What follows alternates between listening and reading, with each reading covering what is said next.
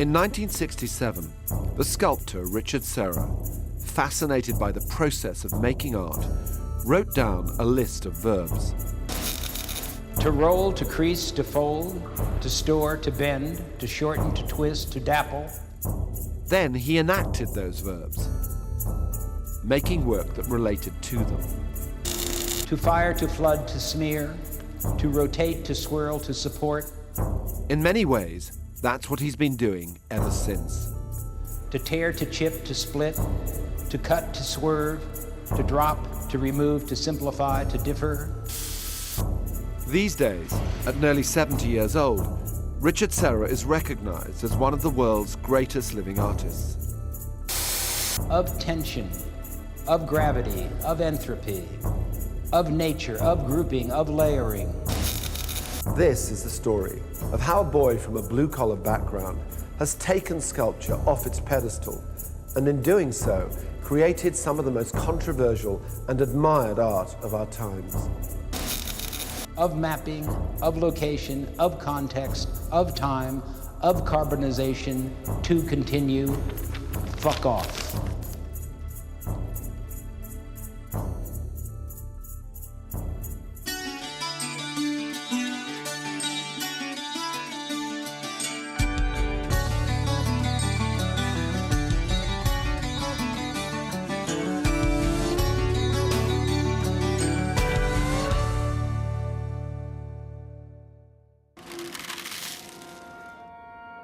Even if you wouldn't know Richard Serra in the street, you may have encountered one of his sculptures.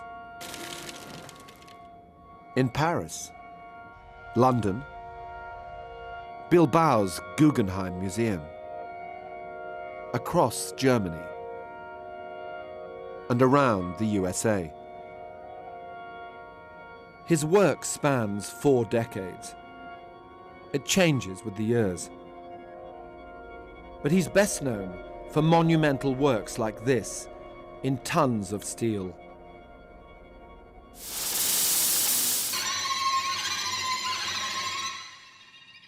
If you have an object on a pedestal and it's inscribed with a particular form, you know that it's a dog or a cat or a bunny rabbit or a toy or whatever it is, or a figure on a horse. You understand that it has a certain realistic depiction or illustration that you can judge against what you think its counterpart or correlative might be in the real world. These pieces are not about that.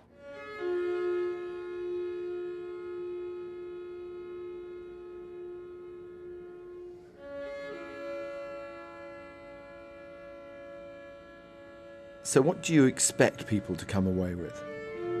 Everybody will derive a different meaningfulness in terms of how they experience the what. And the what really is their subjectivity. And so without their subjectivity, there is no work.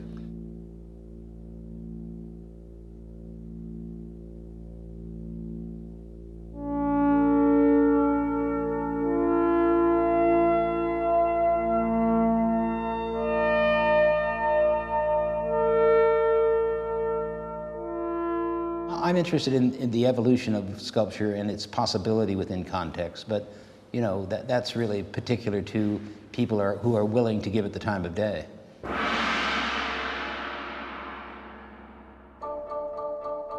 Paris, and just off the Place de la Concorde, a Serra slices like a knife through the rarefied surroundings. This sculpture, Clara Clara, is named after Serra's wife. He installed it on this site in 1983, but since then it's been shunted around a fair bit. This summer, the authorities decided it was only right to give it back its original home.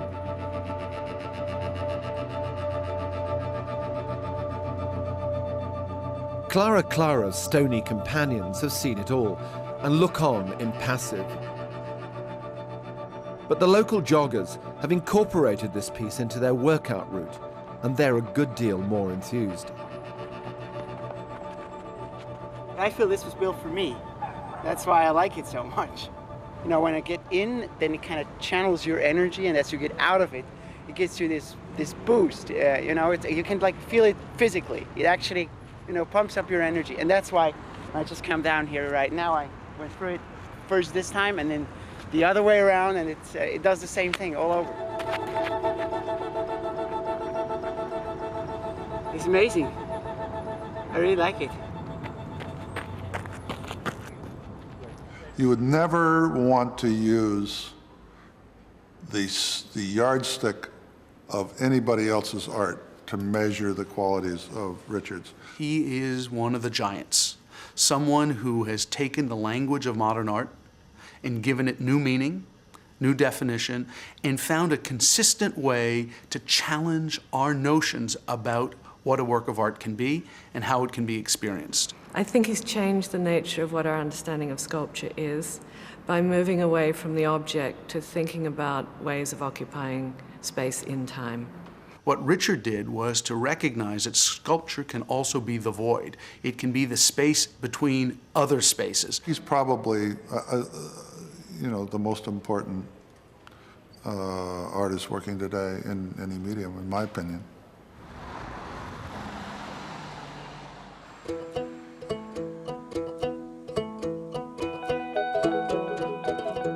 I've come to meet Richard Serra while he's preparing for his new show at the Gagosian Gallery in London.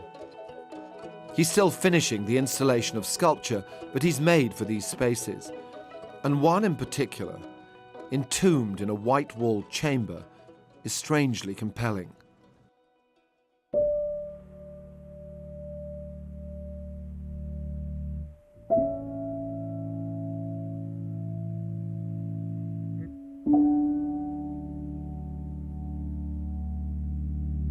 This is about as singular and as simple as you can do.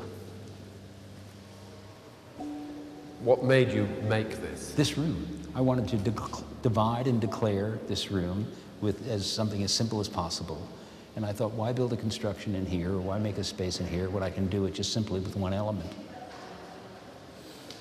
And it's freestanding, and it's about its tendency to overturn. You'd have to really hit it on the top with a lot of weight, but you can't go much thinner than this.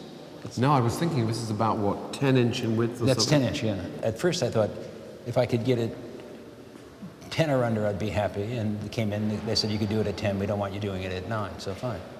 And if you did it at 9, that could be... Well, we could be in trouble. You know, the rumbling of the street, a big truck going by. Yes. A couple of kids climbing up the top edge and screwing with it. Yeah, it doesn't bear thinking about. The thing is not, no, you can say, oh, it's a wall, it's dividing a room. Okay, it's a wall, it's dividing a room. Can you also say it's a sculpture? You can say, if you can go those two routes, can you go it as a sculpture? If you come to conclude it's a sculpture, it's a sculpture. Because you tell us it's a sculpture. Well, you know. This is the Grand Palais, a jewel in the heart of the French capital. It's the biggest glass and ironwork structure in the world. Built in 1900, it's all Art Nouveau flourishes and triumphant engineering.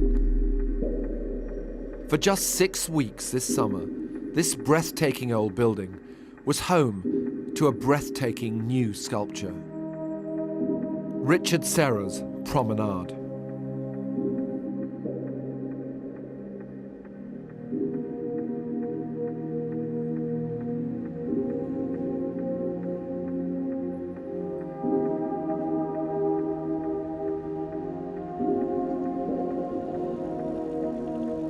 Such a great experience to walk in here for the first time. What did you think when you saw this space? I didn't know what to think. I knew I wanted to work here, but I was a little overwhelmed with the physical characteristics of the space because basically it's a big light box. Until the first plate went up, I had no idea whether we were even going to be able to make a sculpture. None. For me, it was an enormous risk. I mean, you could have failed on a huge level here. I really didn't know how I was going to deal with it. And I spent 2 days in the space just walking it. Just walking? Just walking it. I walked back and forth, back and forth. And I noticed when I walked back and forth, what I would do is I wouldn't walk the periphery. I would walk the center line, more or less the invisible center line. And I thought possibly that would be a way to organize the space. I thought possibly I would deal very low to the floor with heavy elevations And then I was flying back on the plane, and I thought, I'm really missing the point here. I'm really denying what the space is about. And I thought, really what I have to do is deal with the verticality of this space, and I have to get up into the volume of this space. I started thinking about pieces I had done in the past, one in San Francisco, and that piece dealt with two plates, but they held the volume in an outside space in that they didn't separate into two pieces. They read as one work of two parts. So I thought, well, possibly there's a chance of holding the volume here with a series of singular plates in relation to the whole field. Then the question was how many? And how were they going to be the orientation? Yeah, how much distance between each of these and how much pieces? distance between each plate. So then I made some very little stick models, 6 inches high. Started playing around with the sticks. And you do it for days. And you don't think about it, you think about it again, you move them apart, you turn them upside down, you move them here and there. But it's basically, use 5, use 4, but it's a very kind of way of involving yourself in a continuity about means, not about ends.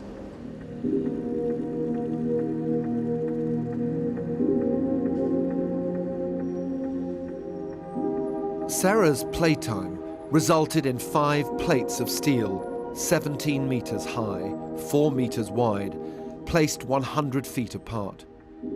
They are anchored only shallowly in the ground. Each plate is either on the center line, leaning towards it, or leaning away from it by a minute but hugely effective 1.69 degrees. And they weigh 73 tons each.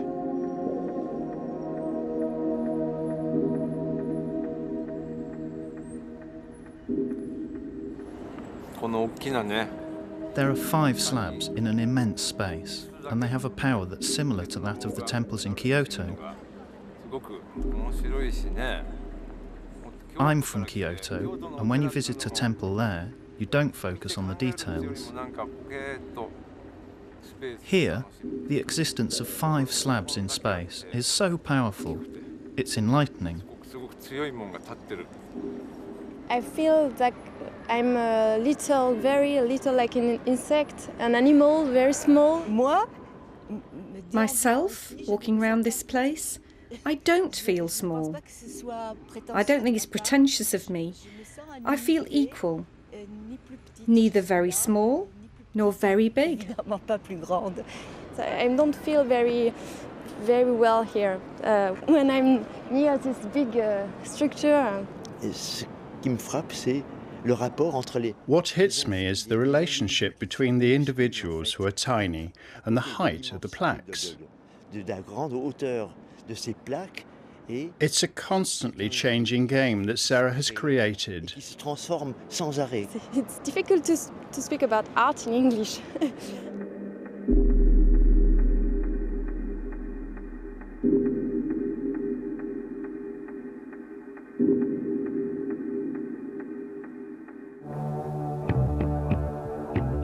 Sarah studied fine art at Yale, alongside some of the finest American artists of that generation, and indeed any other. Chuck Close, Bryce Marden, and Nancy Graves, his first wife. In his final year, Sarah worked alongside the legendary Joseph Albers. Robert Rauschenberg would come to talk to them all. The student, Sarah, thought he was going to become a painter. But in 1965, aged 26, he got himself a traveling fellowship and turned up in Paris. This is where his interest in sculpture really began. Here, Sarah visited the studio of the great Romanian sculptor Constantin Brancusi, sketching his groundbreaking modernist sculptures all day long.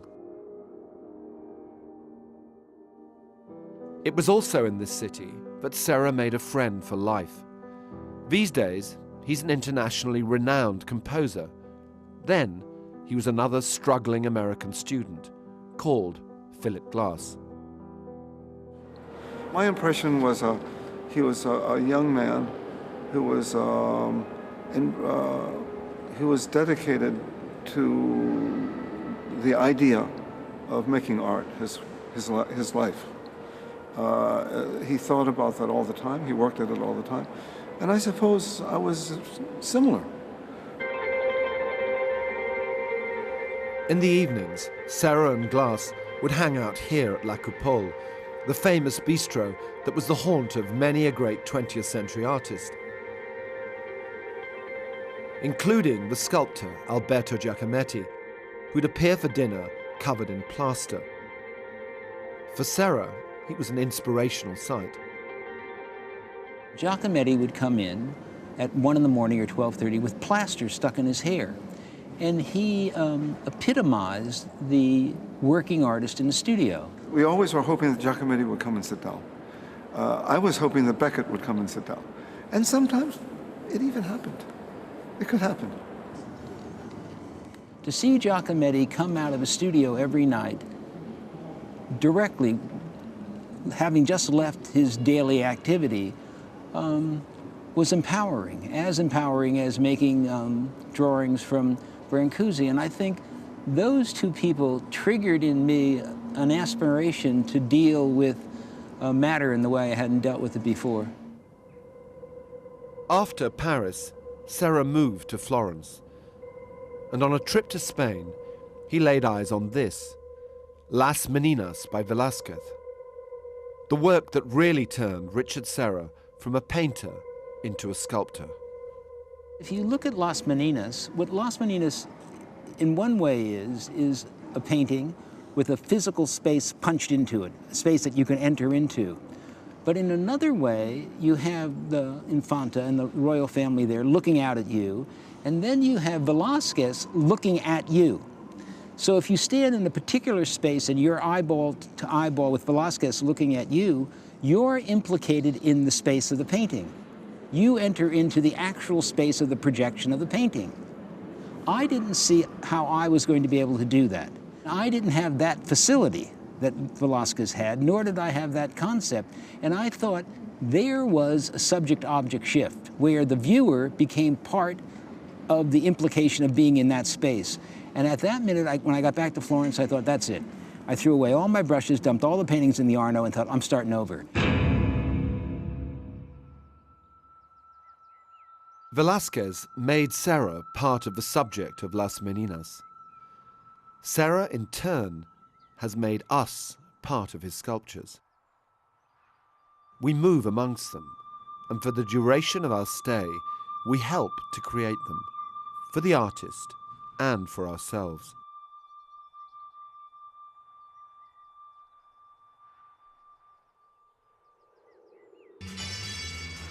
But the development of all Richard Serra's artistic and philosophical ideas was bankrolled by serious manual labor.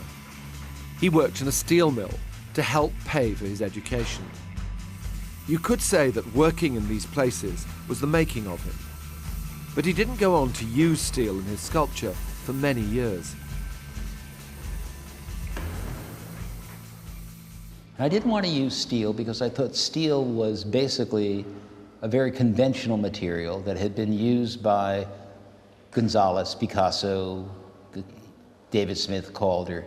And then I started thinking about it and I thought, gee, I know a lot about this material. I've worked in and around steel mills as a kid. I thought, why can't steel be used the way it was purposely used for the Industrial Revolution? Why can't it be used for its stasis, for its equilibrium, for its mass, for its weight, for its load-bearing possibilities? Why can't it be used for its gravity?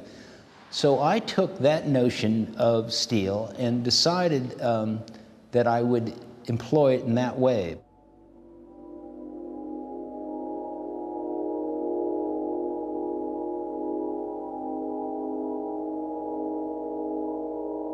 He loves his material then, but Richard Serra isn't just a man of steel.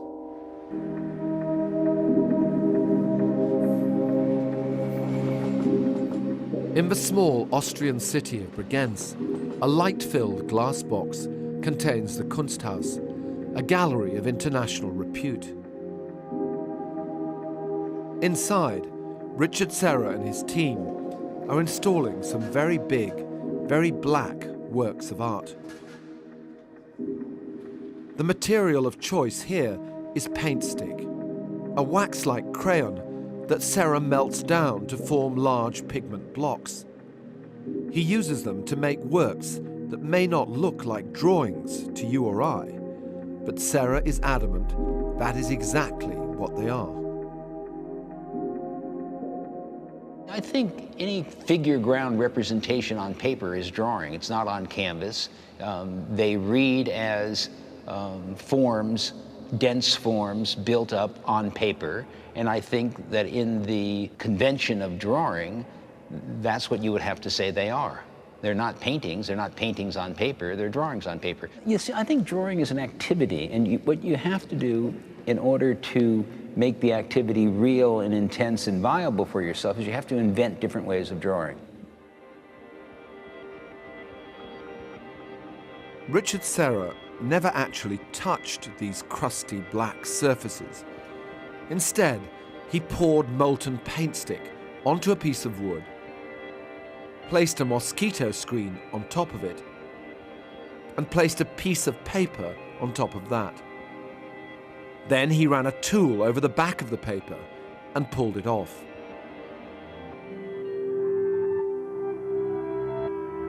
It's all about process. The idea of a narrative or a subject is completely irrelevant. There's nothing being depicted here. I mean, there's no representation here. It happens to be a plane of paint stick that moves from top to bottom. If you find that's interesting in and of itself to look at, fine. If you don't, you don't.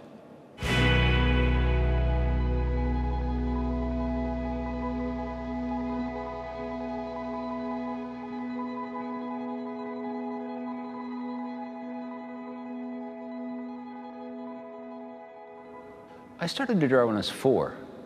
And I started to draw in order to compete for my parents' affection in relation to my older brother, who was 3.5 years older, taller and stronger and articulate at the time, which I wasn't. But if I wanted to engage my parents, I would make drawings and they would critique the drawings and encourage the drawings. So it was something that I've always done. And then I remember when I was in the 3rd grade, I had a teacher named Mrs. Cozy, which is nice.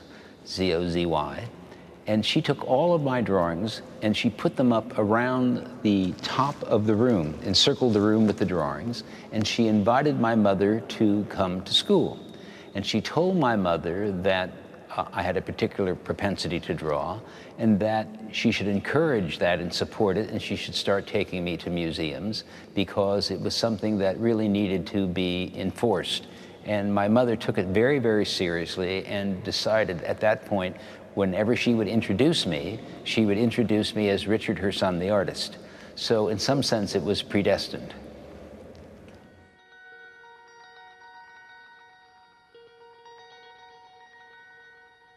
I remember we were poor, and my mother, in order to provide me with paper, would go to the butcher shop, and you could buy rolls of pink paper that they would wrap meat in, very, very reasonable. And the butcher liked my mother, and he would give their rolls of paper, and I would use the roll of paper, quite large actually, hundreds of feet of paper, to draw on, even though it had a little bit of a wax surface. So I always had sufficient supply of paper.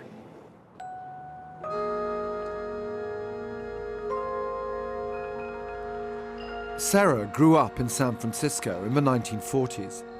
His mother was a Russian Jew, his father from Spain.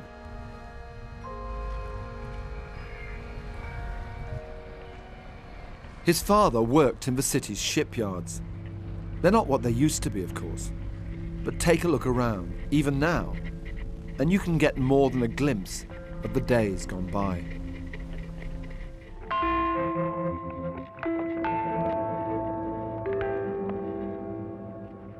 Did you ever visit your father in the shipyards, work with him in the Yes, shipyards? I certainly did, sure. And I remember the launching of the ship, which was enormously important for me. When you say enormously important, because... In my life as a young boy, it was a major event because my father had taken great pride in identifying with the building of the ship. So for me, the notion that something of very heavy, massive weight could be then rendered free and afloat and weightless was something that I never got over.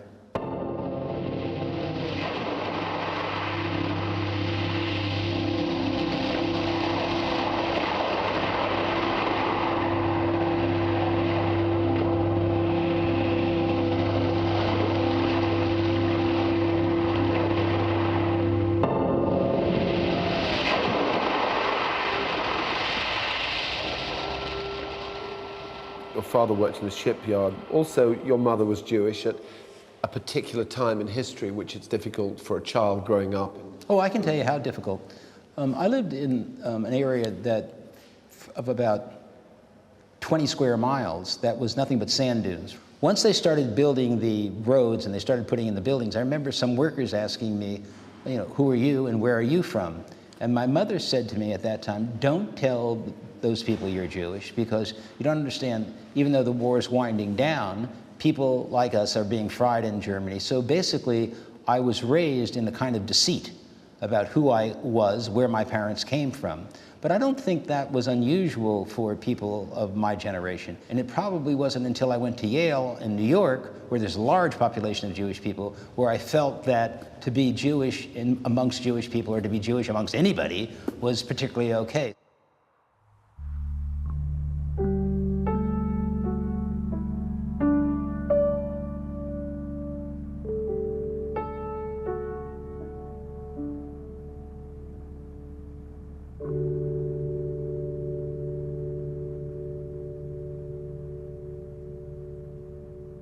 The first time I saw this piece from Richard Serra, of course I never heard of him before, but it made a big impression on me. It's just a slab, so when you first look at it, you don't know what to make of it. But it puzzled me why it was there. Then I realized that it was some kind of a wall, but I didn't exactly know what it meant. After a while, you realize that the wall could be whatever you interpret it to, like one side for the living and one side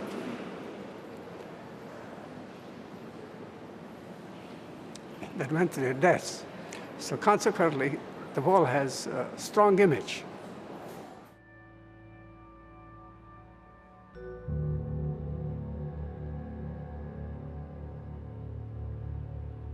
It does speak to you if you just give yourself a chance to contemplate.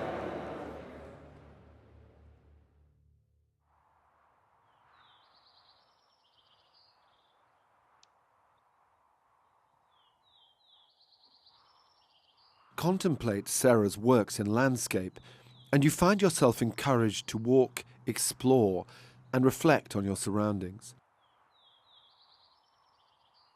But the peace to be found in looking at the finished sculpture is in stark contrast to the extreme earthworks involved in creating such pieces.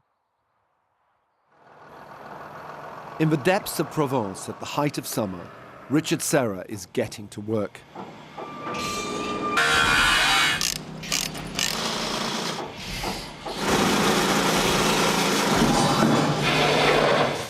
Craters have been gouged out of the land to house 3 massive sheets of Corten steel. The elements from the earth are about to be returned to it. But what's the idea behind it?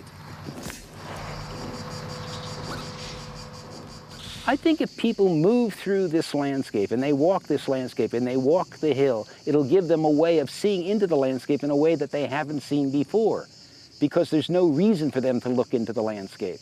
So this piece gives them a way of not only measuring themselves, but measuring the landscape, either from afar or in relation to the specific locale they're in. That's the purpose of the piece. Not to look at steel plates, but to understand their relationship to the movement through the landscape. I would just like people to pay attention. It's impossible to predict where paying attention to Serra's work will take you. Site architect Chris Green, for one, a Yorkshireman in the French countryside, finds himself having a rather Proustian moment. I was brought up in Sheffield. It's a steel city, and most of my family worked in British Steel at the time. And I remember as a kid being in the steelworks when they were pouring from the furnace, with these massive electrodes going into the top of the furnace, and sort of the smoke and the smell of it. They would come out looking rather like that. You can therefore see the power that's gone into making it. I was very moved when it went in, the first plate. Yeah. It's strange, isn't it? Yeah.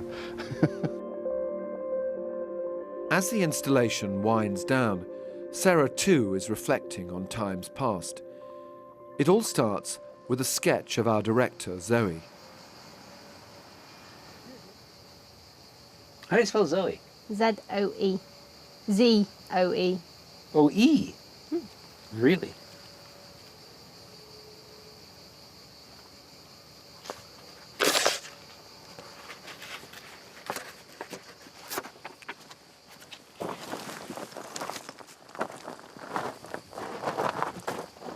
Thank you very much. Cheers. Cheers to you. Okay. What do you think? I think it's gorgeous. Do you think it looks like you? Looks a bit like my mum. Does that mean I made you look older, or I caught it's just an aspect of your mum? It looks. The nose is like my mum, and the eye shape is like my mum. You're very attached to your mum. Yeah. It's nice. It's complicated. With all of us. My mom committed suicide. Very complicated. I'm sorry. It's okay. It must be really hard, though. Yeah. Probably the most difficult thing in my life, yeah. Yeah.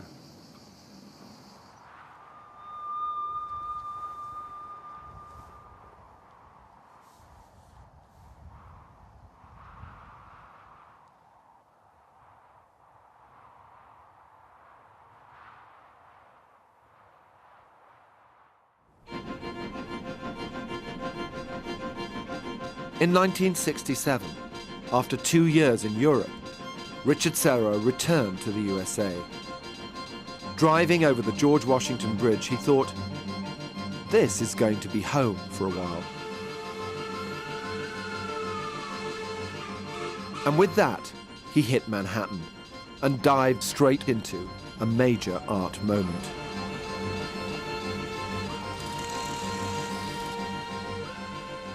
And what happened when you got back to New York? What was the art scene like there? Well, the art scene was in the throes of pop art and minimalism. The people who were probably breaking the newest ground were Warhol and Judd. I got to know them both immediately. I don't know quite how that happened, but I think when you're involved with a scene like that, you don't pinch yourself and say, this is intense. You just think it's like, it's a gas. You don't think, look, Far Out, isn't this intense? You think this is like Far Out.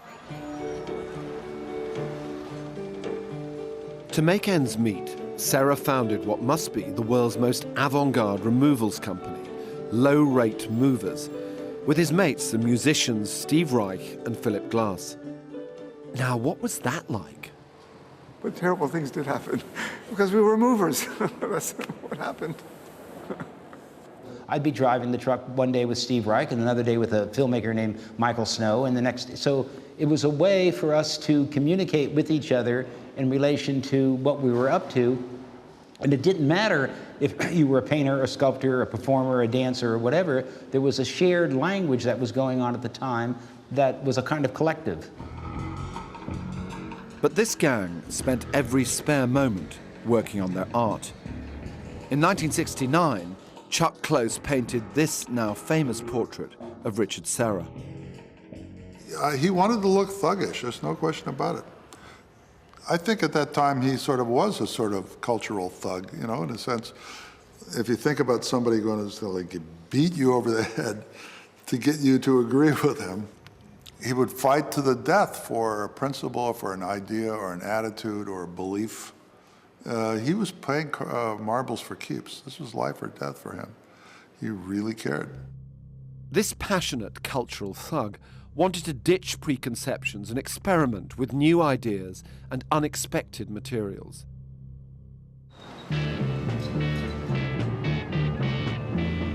Some of Serra's early work came quite literally straight off the streets. When he spotted a rubber warehouse being cleared out, he got right in there. So I phoned up the guy who owned the plant, and I said, look, I'm an artist, I'm living in the neighborhood, you're hauling this stuff away, can I take some? He said, you can take as much as you want. So I took the truck I had, I got Phil Glass and Chuck Close and some other people, and we just piled tons of it in my elevator, took it up to the 6th floor, put it all out on the floor, and it was like giving a grant of material.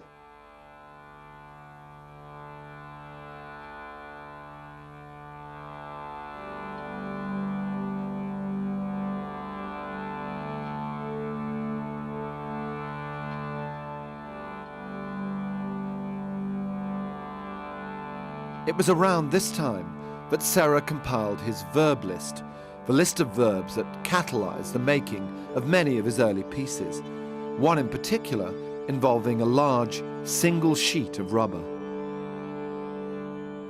I took just one piece of rubber that was on the floor. Let's see if I can draw this one for you. The piece of rubber was on the floor like this, and maybe it was about 12 feet long, and maybe 4 feet wide. And I took it right here at its edge, and I lifted it up, just lifted it, and I called it to lift. Because I just written down a series of verbs, and one of the verbs was called to lift. I took this piece of rubber and I lifted it up, and it held its form, and it had an inside and an outside, and topologically, it was continuous in terms of its inside, its concavity, its convexity, a continuous form, and it got me into simply using verbs as the structure for working with material in place. Later, Serra got his hands on some lead. He had a handy source of it from his studio assistant, Philip Glass, who was also moonlighting as a plumber. Serra started to roll the lead and then began to splash it in molten form, casting it against the wall. He was starting to get noticed, and a commission to create a splash piece at the New York studio of artist Jasper Johns led to something of a revelation. And we had big pieces of lead around it, and I wanted to get a piece of lead out of the way. And I took it and I just shoved it into the corner for a minute to get it out of the way. I took the piece of lead and I put it in the corner like this, so it came out like that. Right? Yeah. It freestands. It freestands. It can't fall into the corner. The top edge can't fall into the corner. It can't go this way or this way. It can't fall over. And I put it in the corner and I thought, gee, I came here to build a splash piece, but that in and of itself is a very interesting idea.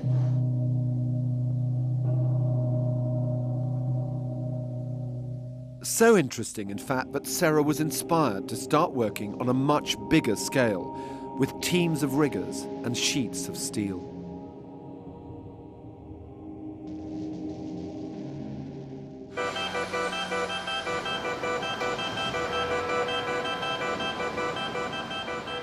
New York, then, was the city where Richard Serra broke through, but it was also the place that nearly broke him. This is Federal Plaza in New York City. It's home to a number of US federal offices and courts. It used to be home to this Richard Serra sculpture called Tilted Arc. Not anymore. Paid for by the US government as part of a program which earmarks 0.5% of a federal building's cost for artwork, Tilted Arc was controversial from the word go. When Tilted Arc was put up in Federal Plaza here in New York, it actually became a scandal. A rigorous, difficult, unlikable, dangerous-looking, confrontational piece of sculpture is going to rub a lot of people the wrong way. A judge called Edward Ray began a letter-writing campaign to have Serra's work removed. By 1985, things escalated to the point that a public hearing was held. 122 people testified that Tilted Arc should remain. Only 58 testified it should be removed, including Judge Ray.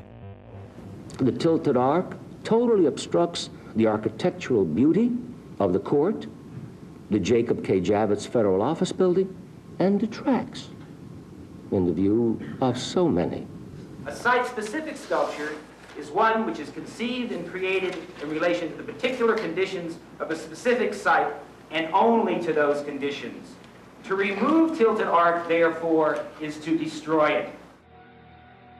But the jury of experts and interested parties decided it had to go. Richard Serra appealed, but it didn't work. On March the 15th, 1989, in the dead of night, they took Tilted Ark away.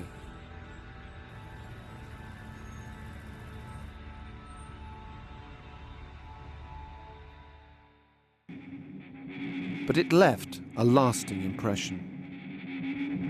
Kind of antagonized people or kind of divided them. It was an ugly eyesore, really. I enjoyed it because it was art. And when it rained, it seemed like it rusted a little more. It was beautiful. It was divisive, I think. They should bring back another one, because look at this here. This is all weird.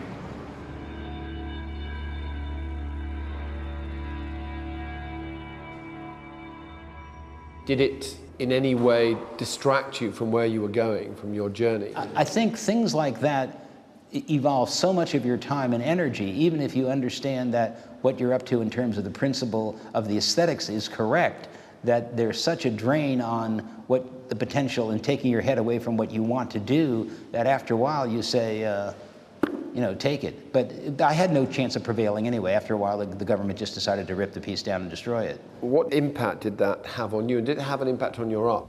No, I'm kind of very obstinate. Basically, I went and started to work wherever I could work. It pretty much dried up any possibility of the States of working. That for a good time, actually. Across the Atlantic, in the heart of the City of London, it's quite a different story. Here, a Serra stands proud at the Broadgate complex near Liverpool Street. This work has become part of the urban landscape. Even after 20 years, it puzzles people. But they couldn't imagine the place without it. Well, it is literally a focal point, and that's what people see it as. Do I like it? Love it. It's like a sort of sanctuary, I suppose. That's what's amazing about it, when you look up at it and you see those jagged edges and you see the movement around it. It's just sheer power, sheer force. It is a very personal space, you know, for a short while. That's all you need sometimes in a day. These days, even on chilly English afternoons, Serras tend to be celebrated, not denounced.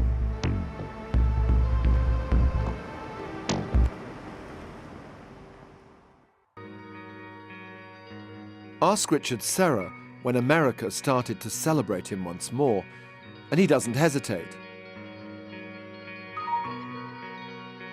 It was these pieces, warm forms that allow us to actually inhabit and explore their curves.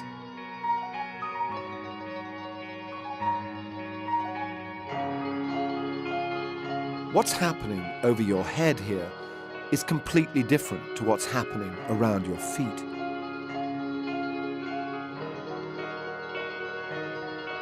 It feels like a discovery, and it really is. These mystifying shapes never existed in reality until Richard Serra got the wrong end of the stick one day and ran with it.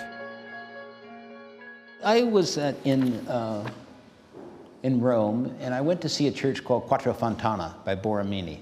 If you walk into that church, in the center space, there's a dome, and it's an elliptical shape. Yeah. And I walked in on the side aisle, and I thought that the floor was at an angle to what was above. And it was an illusion that I was looking at. It wasn't until I walked to the middle and looked up that I realized that no, it was just a regular Borromini ellipse, which is kind of made of two circles, and it was right above me. So I thought, isn't it interesting? I'm more interested in my misinterpretation of the Borromini than actually what is happening in this church.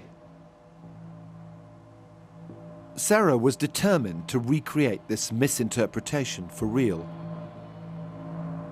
Many people told him it would be impossible to build such a form in steel. A disastrous first attempt at fabrication ended with a 40-ton piece cracking in two.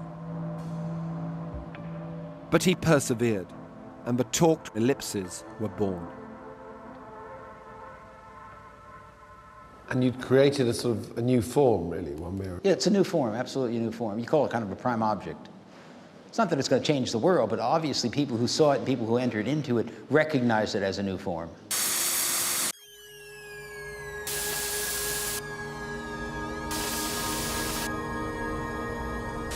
At the Pickern Steelworks in Germany, they're working their material for the motorways, the maritime industry, and the latest startling shape by Richard Serra, the sculptor who paid for his education by working in a steel yard himself.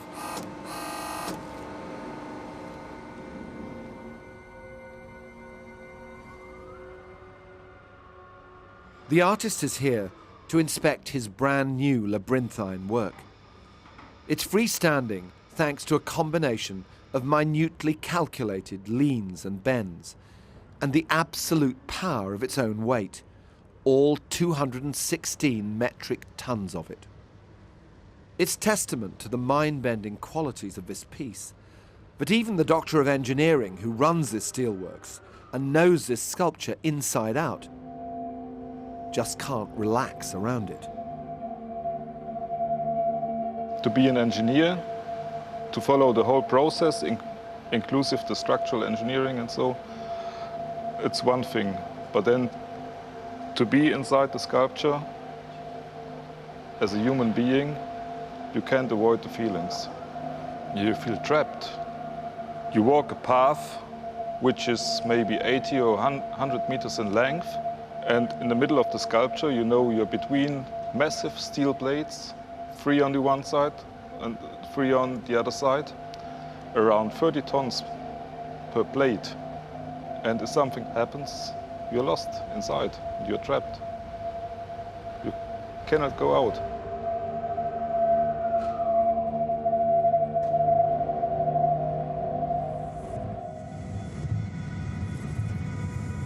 A few months later, at the Gagosian in London, the sculpture is finished. It's crossed the continent and is now in the gallery for which it was created. All the visitors are simply compelled to walk through it.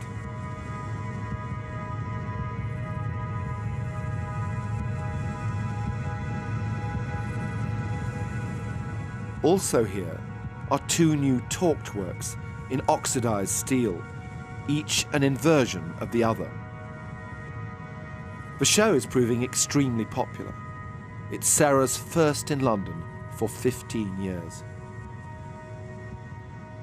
As you look around and explore these monumental works, you might pause to wonder, as Richard Serra approaches his 7th decade, what exactly keeps him going after all these years? When you're looking forward now, what are you looking forward to in the work? What is it that keeps you Invention. going? I'm interested in inventing and experimenting, and I'm interested in keeping it loose and keeping it playful. I'm interested in what I don't know. I'm interested in inventing tools and procedures that I don't know anything about. I'm not interested in squeezing the lemon on what I know, and if I can, that's what I want to continue doing. You do what you can do.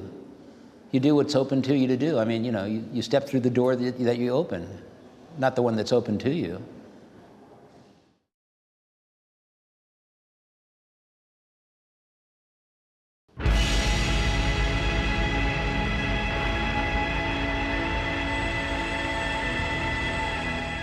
From recent encounters to more memorable moments from the archives, famous faces in conversation, choosing their desert island discs. Listen now on BBC Sounds.